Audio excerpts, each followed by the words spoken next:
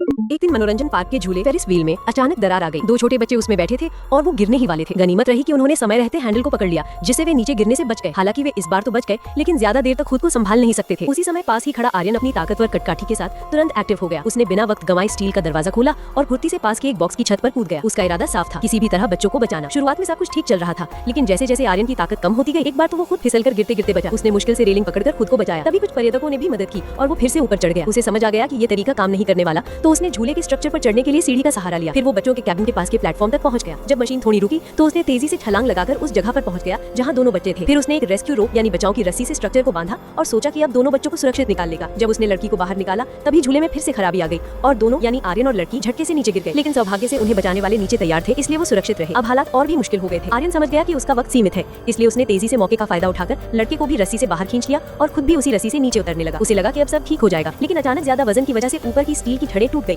और पूरा बॉक्स नीचे गिर पड़ा। फिर भी आर्यन ने इतनी तेजी से रिएक्ट किया कि अंत में सबको सुरक्षित बचा लिया।